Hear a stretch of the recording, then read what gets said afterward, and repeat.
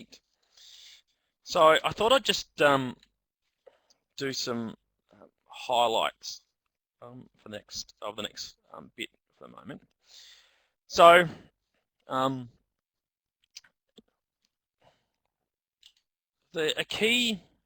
so what we did last week was looked at the Frobenius method and gamma function beta, the sort of things that we highlighted last week. So there's one equation which sort of is a useful example of this, sort of a case study, and this is Bessel's equation.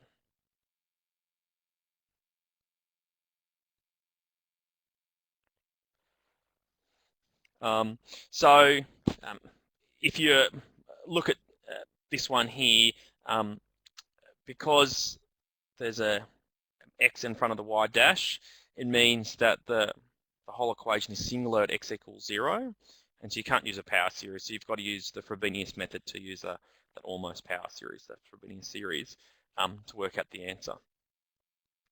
And so the solution for this are good examples of non-trivial solutions, so they're non-elementary solutions to this differential equation, but shows you how you can use the differential equation and various other things to help out work out lots of properties.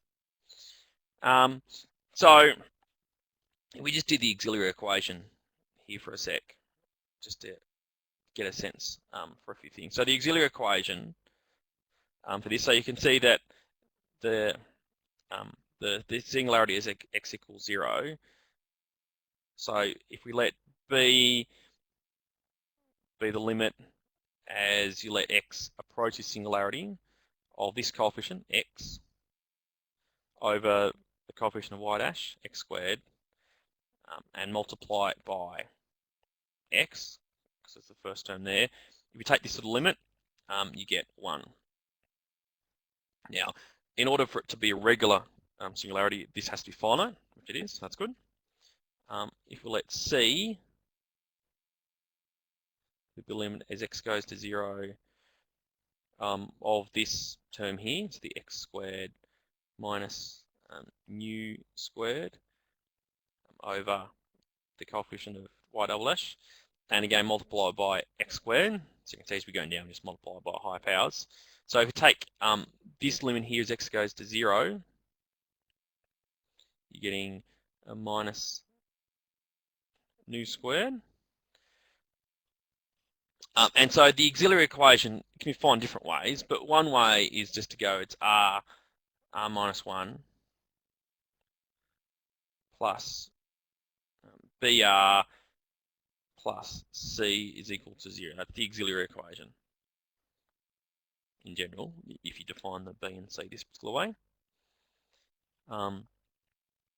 So if we plug in b equals 1, c equals minus nu squared, and simplify, you're getting r squared, the minus r plus r cancel out, minus r squared minus nu squared equals 0.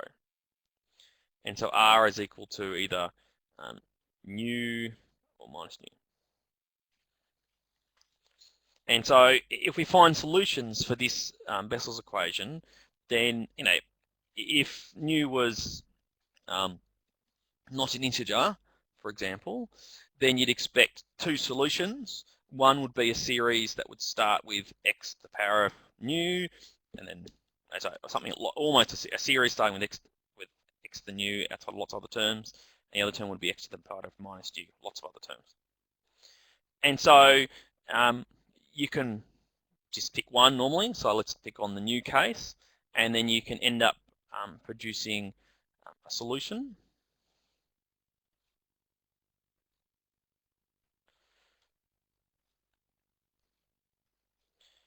And so what you get, if you just take the nu case, then as you can see, you get this sort of solution. This is called Bessel's function of the first kind.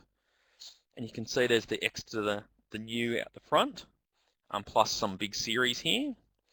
And you can see, just in general, that it uses the gamma function in general to be able to specify all the terms. So if nu was an integer, this would end up just collapsing down to nu plus m factorial. that's what we're used to. So you can see that just a few things. You can see the Frobenius method cropping up here. There's the x to the new, the new cropping up, and gamma function turning up as well. So it's a complicated function, but it's useful. So for example, if you looked at J naught, so just put if nu is 0 here, then this ends up helping to work out the harmonics of drum. So drum's a big circular thing. So if you've got a string, the harmonics of a string to do with sine and causes, the harmonics of a drum, so the different how it vibrates in different ways, is determined by J naught. In particular, the various the roots. So again, it's like sine and cos, it wiggles a lot. So it's not periodic, but it crosses a lot, and the roots of it help determine the different harmonics. So that's what it's useful for. Some of these things have good application. So that's the one solution for it. And so it's certainly useful to be able to work these things out for special cases, and that's a good example. But at a higher level, if we have this particular differential equation, I would like you to know that one solution is Bessel's function of the first kind, which you can just write as J nu, just like that. So what happens about the other case?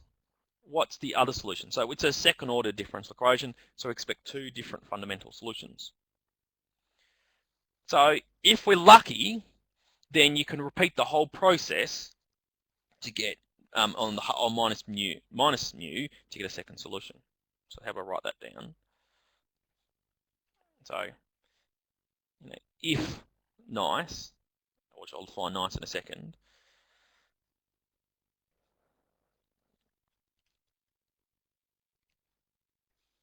oops.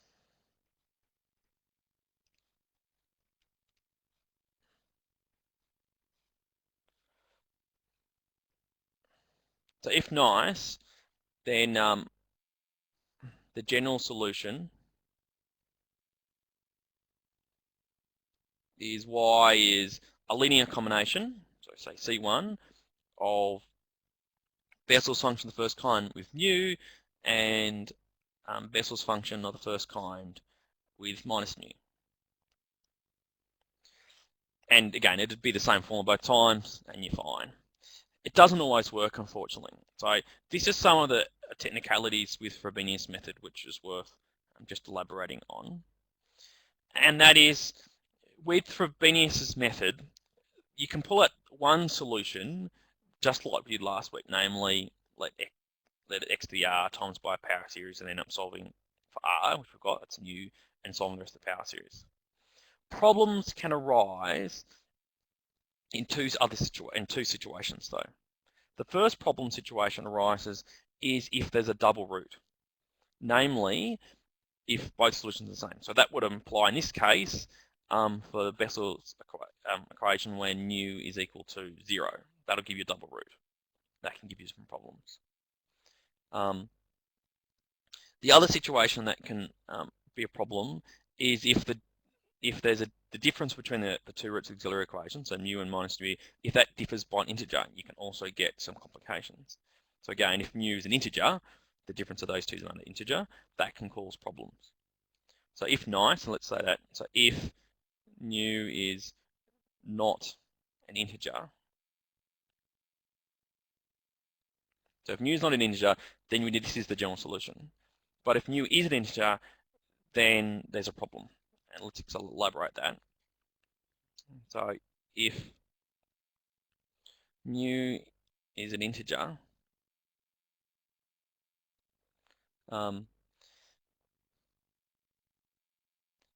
then the Bessel's function of the first column with minus mu is a scalar multiple of J nu. So they're related. They're pretty much the same. You just change it by multiply it by scale and you get a different answer, which is not good, right? So you need to. So therefore, the J minus nu doesn't produce another solution, it just produces the same one you already got. So we need to find a different one. So with Frobenius's method, to find the second one, basically you need to add a log term in as well. And so the way we try to avoid that last week was just by doing the reduction of order method. So just reduction of order and get your next one. So in this case, you're going to have a log term as well. So I'm not going to elaborate the whole process, but let's just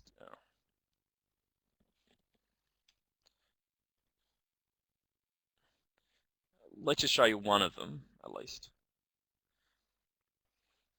So if you then do Frobenius method, and so what you have to do for it all, so when you got Frobenius method and you got this problematic case, then you have your first solution. So in this case, let's do mu equals 0 for example. So you're the first case, so J naught.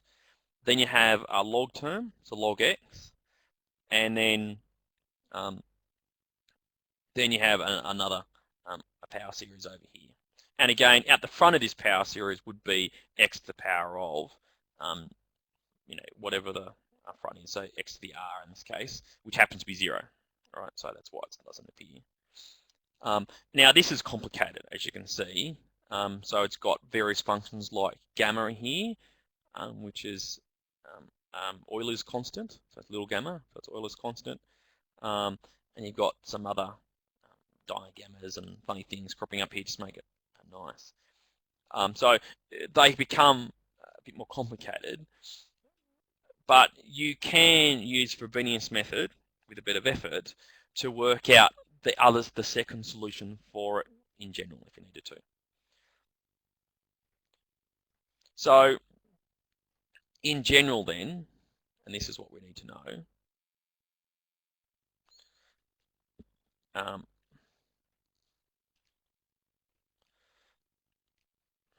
so in general,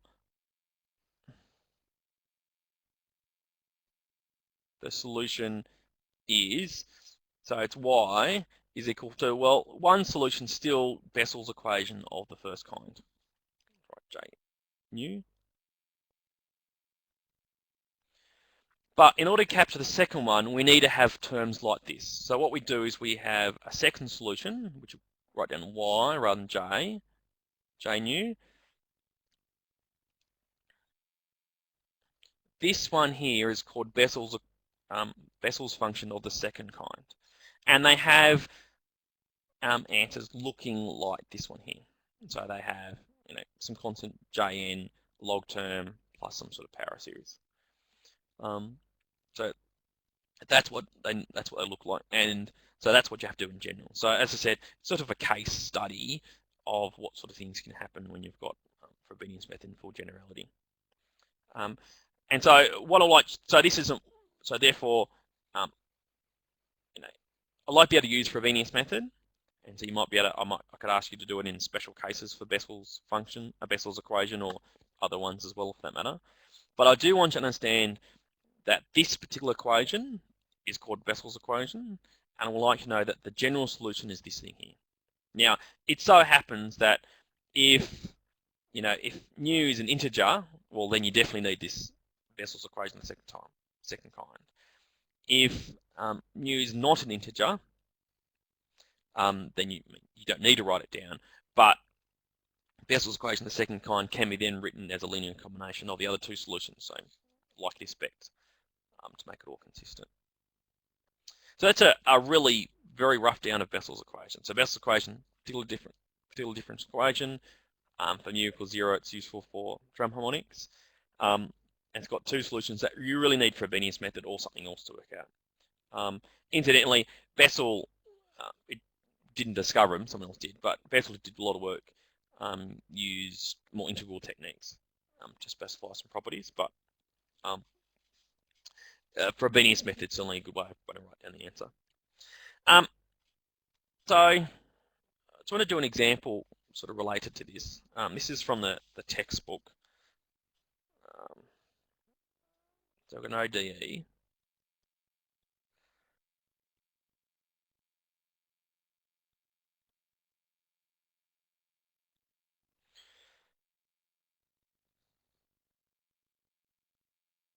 Now, this is not a type of Bessel's equation. So Bessel's equation is x squared y double dash plus x y dash plus x squared y with a minus constant, so x squared minus something or other times by y. So it's not Bessel's equation. However, there's lots of other differential equations that you can convert into Bessel's function. And so what we're going to do is we're going to let y be equal to a new variable u on x squared. And by this transformation, and this is given, as I said, this is from the textbook, then you can convert this ODE into a new equation. Now, sometimes the conversion you want to do is more straightforward. So if it's something, if it was not x squared minus 3, but say 3x squared minus 3, then you go, well, why not just let 3x squared equals, z squared, and I can just change the letter. And there you go. And so sometimes they're useful. Other times they're a bit more tricky, like this one here. So any questions that I will give you, either that it would be pretty obvious, or I'll give you a big hint, like it is, just like here, like I'll tell you. So let's try this transformation. So how do you go for changing an ODE when you change variables like this? Two different ways of how you're doing it. It depends if you're changing the dependent or independent variable, really. So first of all, in this case, I'm just changing y into a new variable u.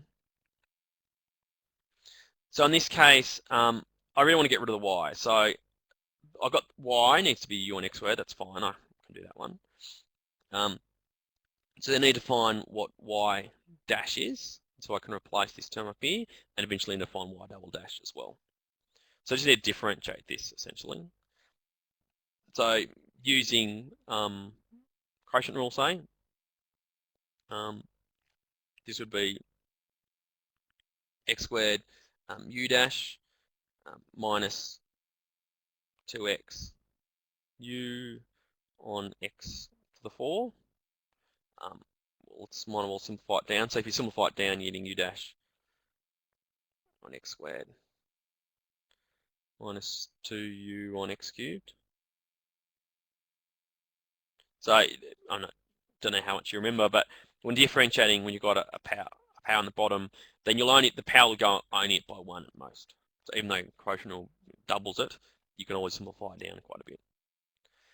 So if you do y double dash, so differentiate a second time, same sort of things happen.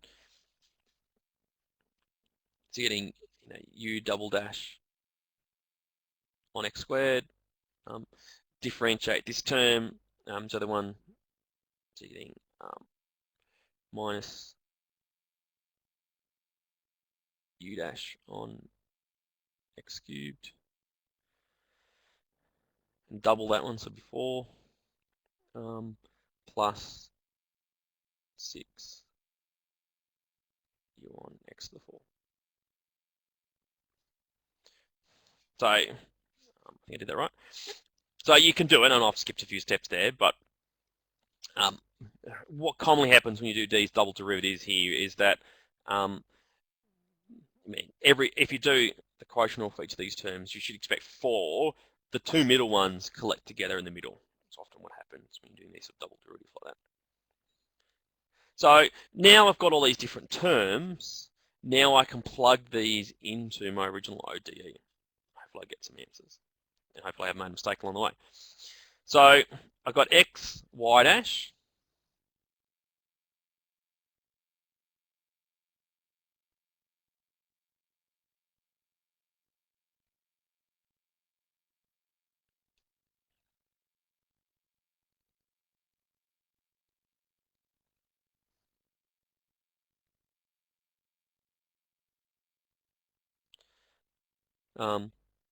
That's the x, y dash plus 5 y dash, which is plugging this term over here in.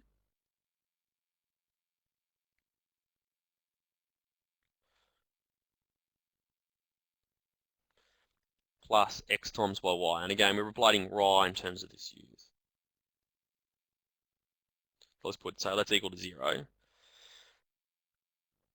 So what we're going to do next is we're just going to collect terms. So we're going to get the u double dash term, which is not too many of them, which is good. So you got x on x squared, so you just got the 1 on x squared, 1 on x, I should say.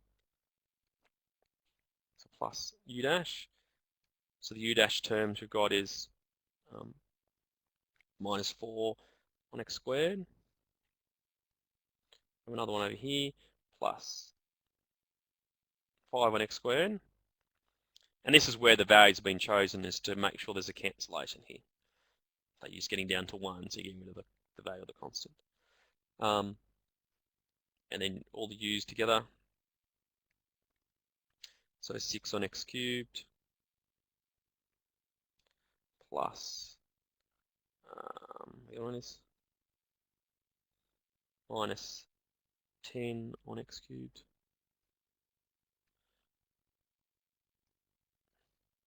plus 1 on x, I believe.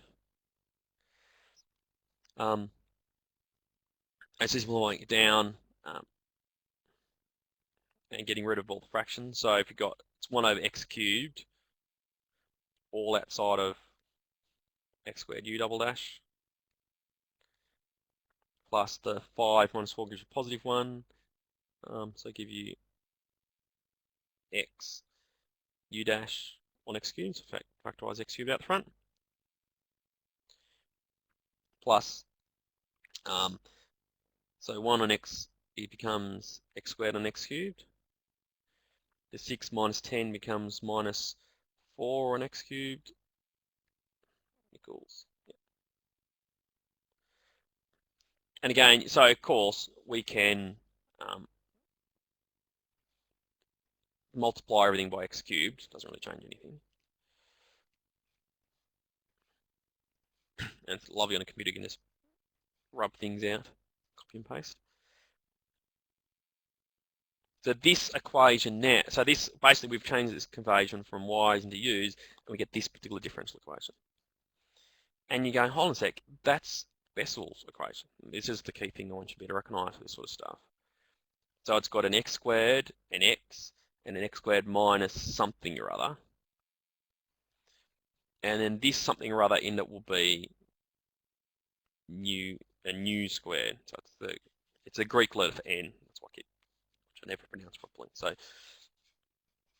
therefore, without using Frobenius method, I just go, look, I know I can write down the solution for this. So therefore, the solution, so u is equal to a linear combination of Bessel's function of the first kind for this mu. So you can see that mu therefore is going to be the square root of 4, so plus minus 2. So nu 2 at x plus the second solution. Now, if nu here was not an integer, you could just use j minus 2, but since it's not, you have to use Bessel's function of the second kind to produce the second solution. Now, you can always do that. So if it's an integer or not, you still can always use Bessel's function of the second kind and produce the second solution. So y is defined in such a way so it exists in any situation, and that will always produce the second solution, so to speak. So that's the answer, well, almost. So we wanted to work out the answer for this original IDE, which had y's rather than u's. So we just have to specify what y. So y is u on x squared. So y, therefore, is equal to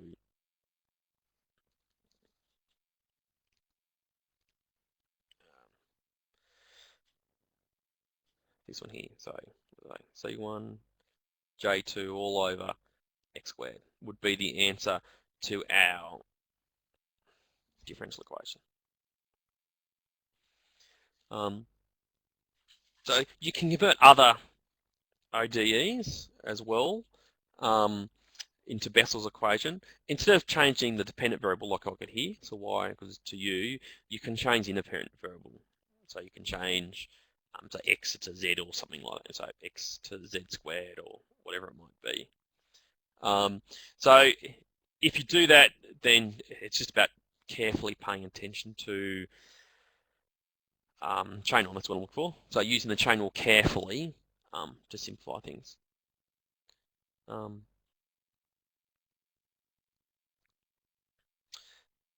And so I want to do a bit more Sturm-Liouville theory at the moment. So I've done a video in the past for that. So one of the standalone videos that are already existing there will go through one of those examples if you're interested.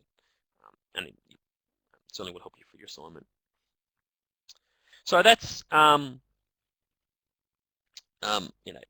crash course in Bessel's functions, so just the real highlights. You can use the differential equation and various other things to work out lots of properties for them.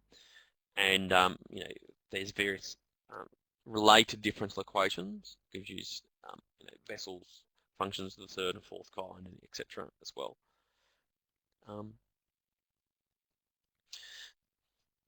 So the next thing I want to talk about is Sturm-Liouville theory.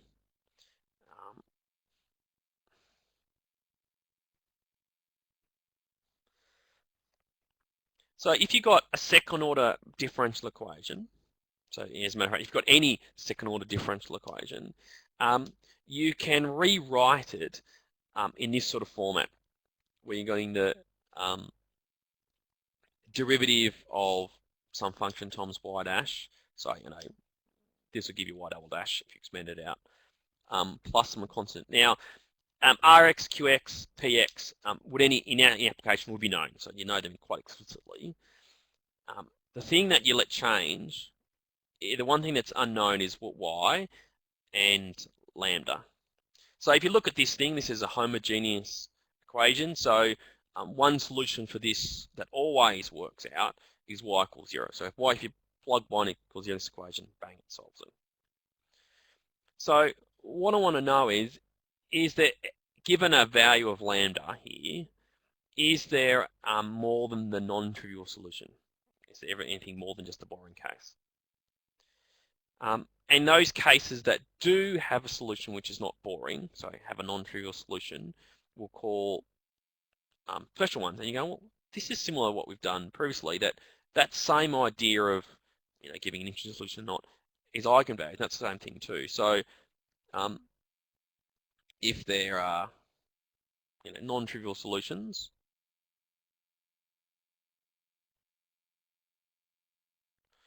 then lambda is an eigenvalue.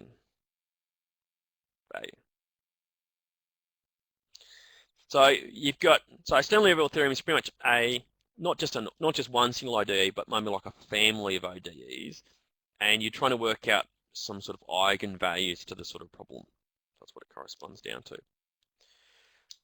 So what you normally have, instead of just an equation like this, you normally have some other conditions.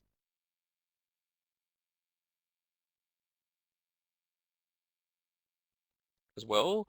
So the ones we'll commonly look at are what's called boundary conditions, where you sort of know what the value of the function is at, say, 0 and 1 or something like that. Then given the boundary conditions, then you can work out what a solution is. So the solution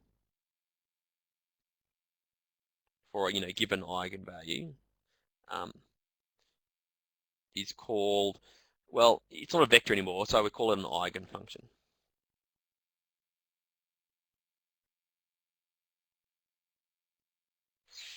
So before I do an example, which will help illustrate lots of stuff, where these things are useful is, well, for a start, all second order differential equations can be reformulated into a Sturm-Liouville problem. So it's everything. In particular, you can convert Euler's equation, Lagrange's equation, Bessel's equation. So Bessel's the one I've mentioned today. All of them can be reformulated in Sturm-Liouville problems. And so you end up getting a family of these different functions. Now, you go, well, so what? I guess it's the next question. You go, well, when you've got all these different eigenfunctions, all these functions are orthogonal in some capacity. Basically, so you know about dot product. So if you define the right sort of product in a product on these functions, then they're orthogonal to each other. Now, the beauty of orthogonal vectors or orthogonal things, and this is a vector space of infinite dimension. So the beauty of these sort of orthogonality is you can then decompose any function at all as a linear combination of these orthogonal functions. And because they're orthogonal, it's very easy to work out what the decomposition is. You can just basically take the use the inner product, bang, it pulls out the solutions very, very nicely. So that means that if you given a certain problem, given a certain equation, if you work out the eigenvalues and eigenfunctions, then you can work out solutions to related questions by decomposing any function you want to at all as being a series of all these different eigenfunctions. And there's a very neat way of producing the coefficients. And it works for lots of cases. So this is the beauty of it all. The case that we'll use this most primarily is okay, so still what's this useful for? We'll utilize this when solving partial differential equations. So we'll use it later. And so when doing partial difference equations, that you commonly get a situation, this just naturally arises. So in particular, if you get a PDE which separates into the two different variables, then this commonly arises. You commonly get this, exactly like this thing happening with an unknown constant lambda cropping up. It's very, very natural when you're doing separating PDEs. So this happens quite commonly, and then this theory allows you then to decompose one of the conditions into lots of these eigenfunctions, and bang, gets the answer. So the main use of this is going to be Fourier series for us. So that's the big picture. So let's take a step back and let's just try one example.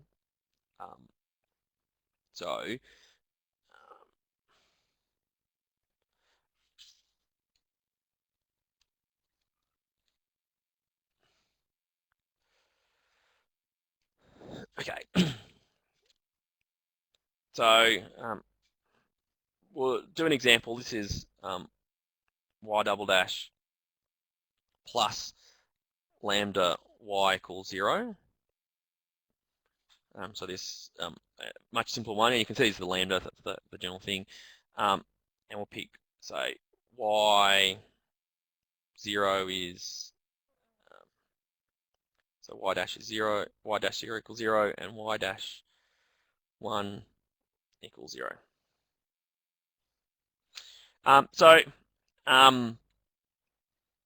Where this thing arises from can arise in heat equation and one equation. So pretty much what this, so if we all see this sort of thing rising in the heat equation.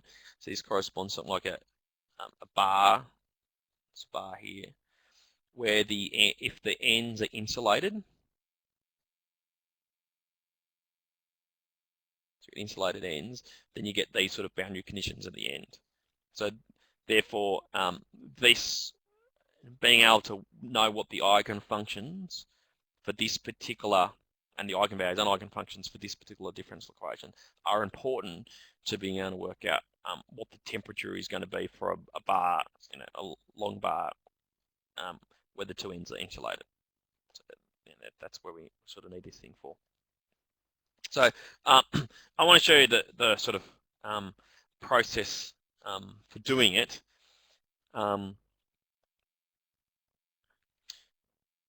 Okay, so what we're going to try to do is we're going to try to find the eigenvalues. Now, as I said, y equals 0 is always the solution. So the eigenvalues are when y can be something other than that. So you can say, oh, I've got my boundary conditions here. Again, all satisfy y equals 0. So they all satisfy that. So I want to find something more interesting than that. Now, if you look at this differential equation, this one at least is one we know how to solve. It's just lambda is just a constant.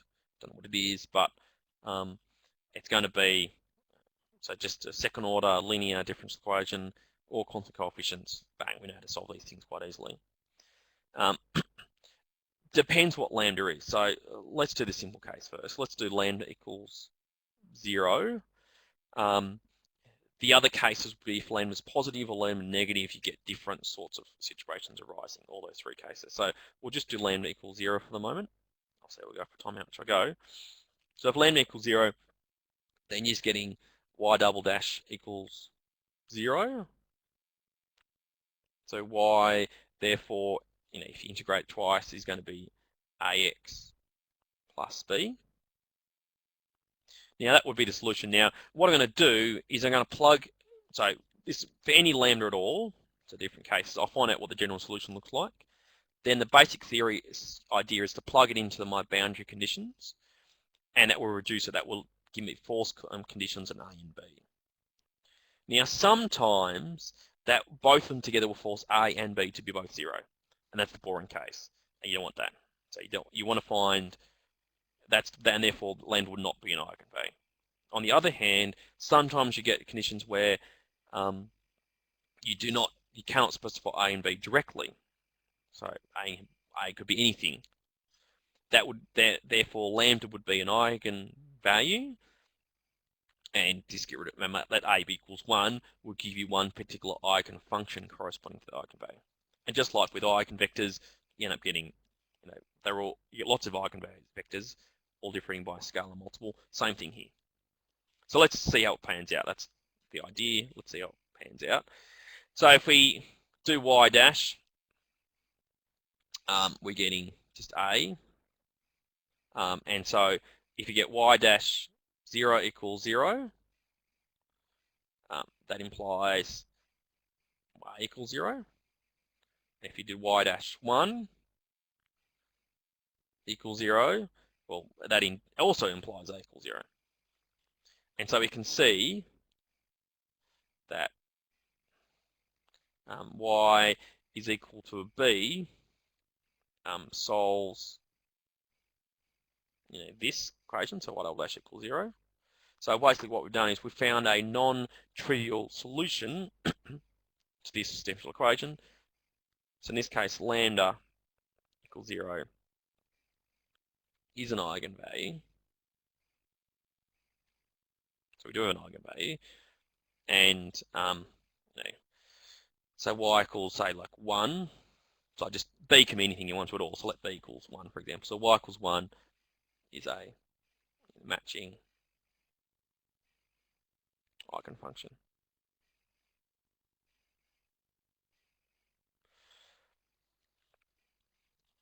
So that's one useful thing.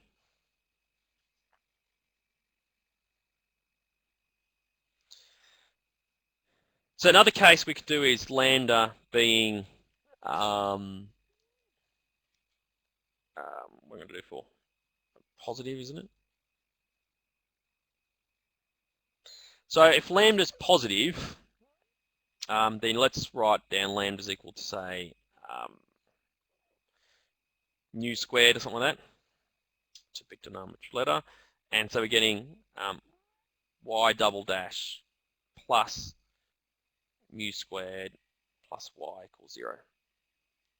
Now, and yet, do you know what the general solution to that looks like, roughly speaking? So the auxiliary equation, if you did the auxiliary equation from, say, Maths 220, gives you something r squared plus mu squared equals 0. And so the roots would be r equals plus or minus mu. No, they don't. Plus or minus I mu, so they're purely imaginary stuff. And so when you're getting purely imaginary, then you end up getting cos and sines cropping up. So after a little bit of effort, the general solution to this, so as you said, they're going to be complex. So if you get rid of, after a little bit of effort, you get rid of the complex stuff, and ends up being a, say, sine mu x plus b cos mu x. So you just write it, that's what the general solution is going to look like. And again, we want to plug in conditions, so we need what y dash is. So y dash is a mu cos mu x plus b mu sine mu x, or almost. Should be minus sign there, shouldn't it? And it's the y double dash, y dash. And so y dash at 0, if you plug that one in, so this is supposed to be 0. That's been our boundary condition. So if you plug in 0 into this particular thing here, then you're getting a mu, sine of 0, 0, so it's getting that. So that implies, well, mu, it can't be 0, right? So mu is certainly positive, because that's what we've defined it to be. So that implies a equals 0. The second condition is that y dash at 1 is also 0. So if you plug 1 into this particular equation here, then, well, a is 0, so you're going to have to write that one. So you're getting minus b mu sine mu equals 0. Now, two situations can arise, right? So mu is not 0, so I have to write that one.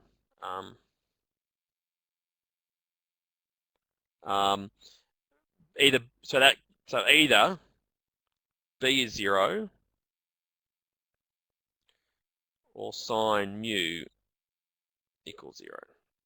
Now, if b was 0, that would imply a and b are both 0, and we're getting just the boring solution.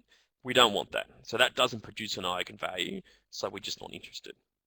The only time we're going to get an interesting, so an actual interesting case, so an eigenvalue, is this case here. So, so this is trivial solution, so ignore. So trivial solution just means y equals 0. That's why I say it. So therefore we know sine mu equals 0. So when does sine mu equal 0? What does that imply about mu? Do you know?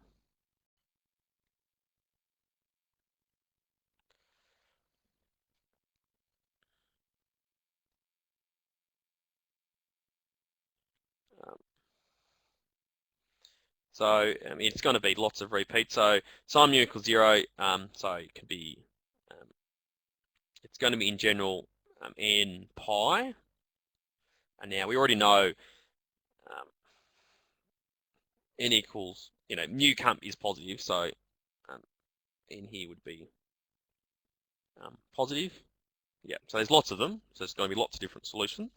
So in general, any multiple of pi where it's going to be positive, I want it to be positive. So I've got to make it positive. And therefore we found that the eigenvalues lambda is, well, mu squared, so n squared pi squared, the eigenvalues, and the eigenfunctions.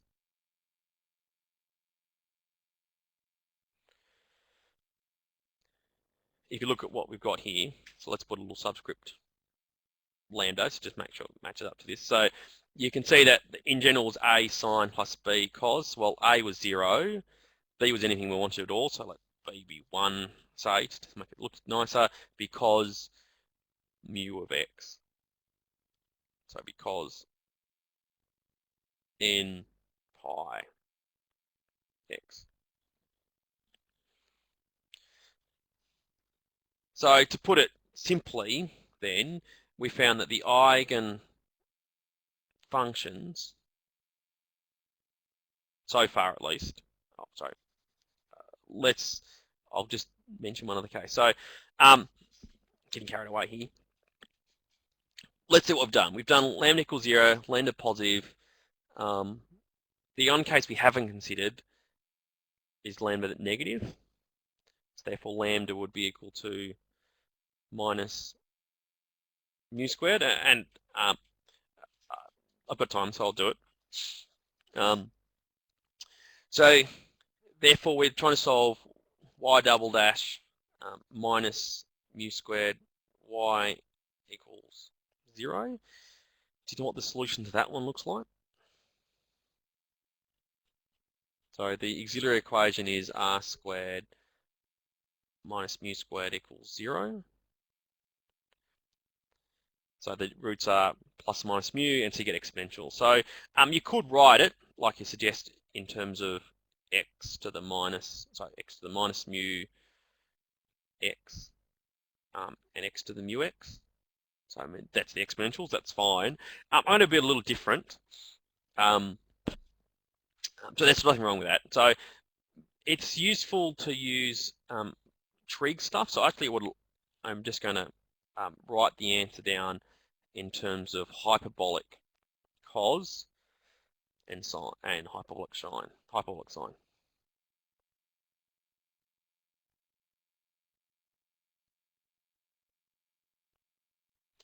So if you wanted to, I mean, you can just do exponentials. That's also fine. The purpose for doing this is then, so the difference, if you just, you could have written down as linear combination of these two.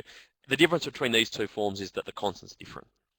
The why I write it in terms of hyperbolic cos and sine is because when you're trying to solve these boundary conditions, in particular subbing in 0, it's a bit nicer when you've got cos and sine. I don't know. That's my personal opinion. You might end up disagreeing. Depends how foreign these hyperbolic trig are to you, really. So, do you know what the definition for hyperbolic cos and hyperbolic sine are?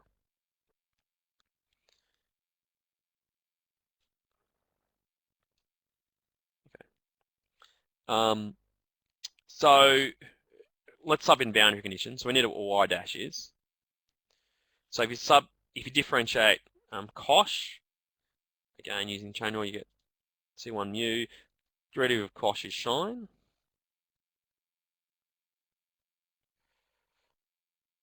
And derivative of sine is cosh. I'm going to mu cropping it.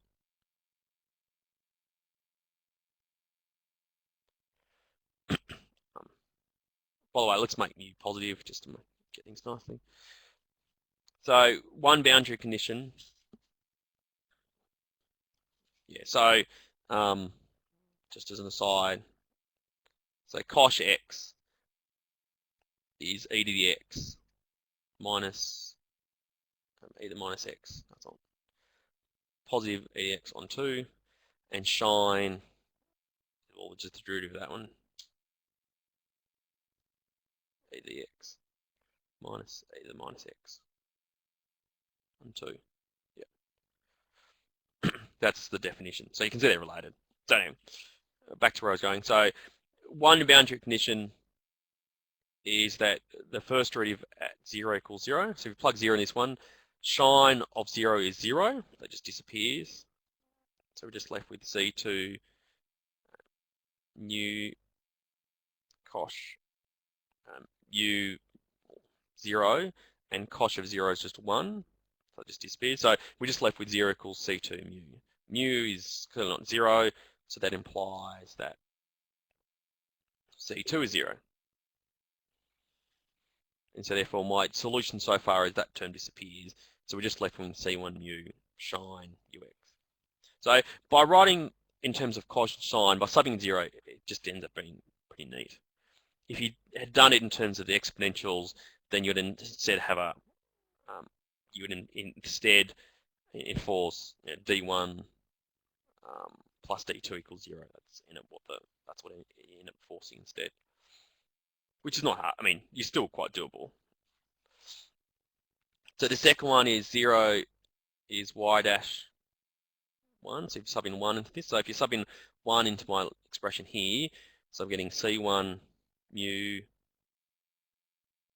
sine mu equals 0. Now,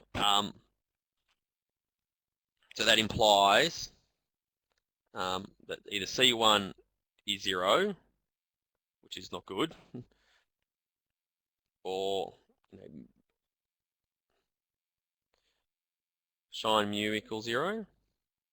But this one, but sine only equals 0 if mu equals 0.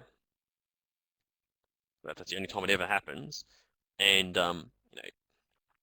we exclude that case.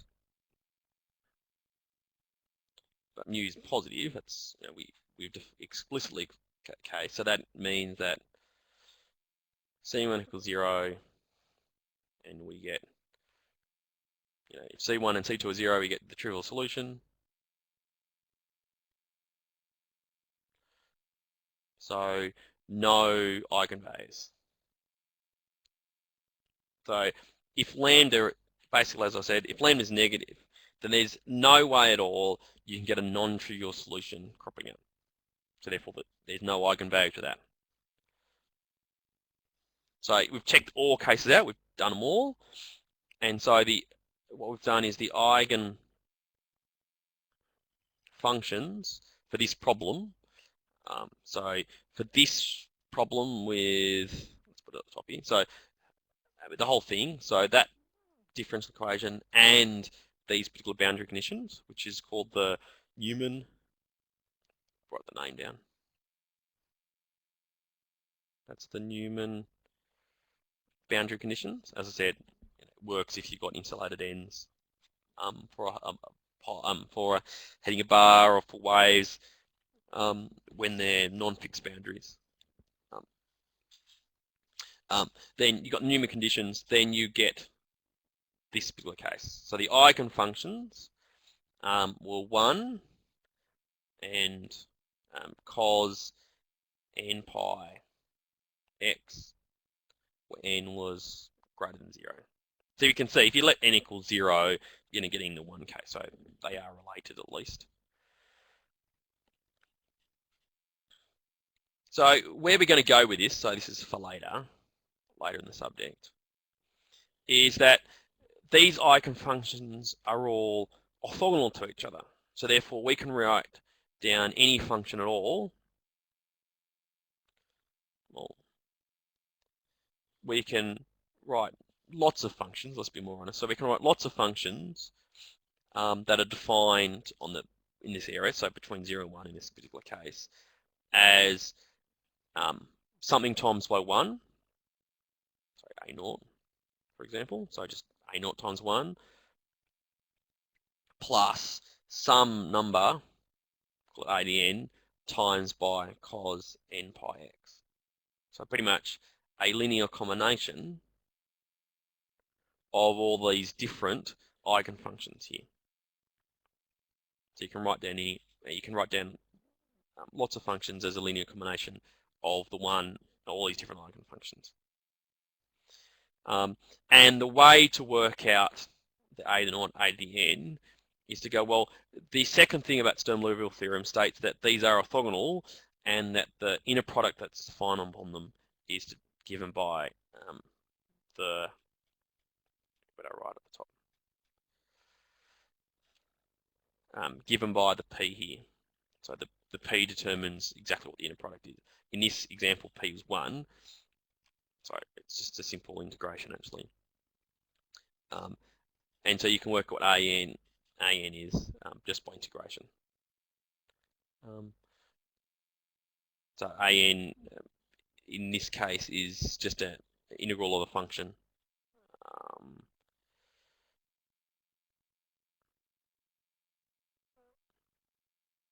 Of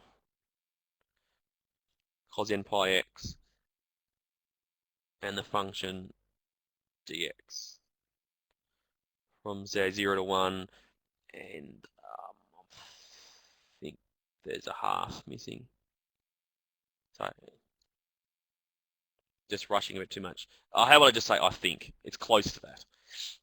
So you can work all these things out. So this thing here, which we'll do later, this is called an even Fourier series.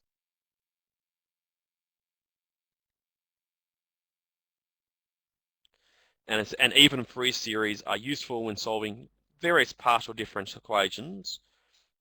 When you can separate, you get something like this sort of thing happening, and you've got the Newman boundary conditions. So taking a big step back, for the moment, I would like you to understand just a bit about Sturm-Liouville theory. That's what I want you to do for the moment. I was just trying to give you a sense of how it fits in the big picture. So Sturm-Liouville theory is you've got differential equation, some boundary conditions, and for one given with a parameter, so lambda. You're trying to find all the different values of the parameter, which give you non-trivial solutions. They're the eigenvalues. The corresponding non-trivial solutions are called the eigenfunctions. These things are really useful because you can then write down functions as a combination of these eigenfunctions and then utilize that to solve problems. And as we'll see later on, we'll do that. So the main application of this in the short term, well, actually in the subject really, is to what's called different types of Fourier series are the main things we're going to look at. But the same technique applies to other functions. So you could use it to you can use it for Lagrange, the Lagrange polynomials as well. So you can write down stuff as a linear combination of Lagrange polynomials, which you may have done in Maths 203 to help you solve various problems, or what else you can do, even Bessel's function, J naught, with different scalings on it, are also different eigenfunctions for a particular differential equation as well. So there's lots of different things you can do. I just want you to get a sense of how to produce these eigenfunctions and eigenvectors, eigenvalues and the functions would be a good thing to settle for the moment. And then as we build up, we'll see how we can do the various other components. I'll give you a big picture. Any questions that you have there from what I've done? So some of it's well beyond what you need to do for the next assignment. Okay, right, I don't expect you to use this sort of formula just yet. We'll do it later. But I do expect you to be able to get up to everything above that line, or something like that, for an assignment in your assignment.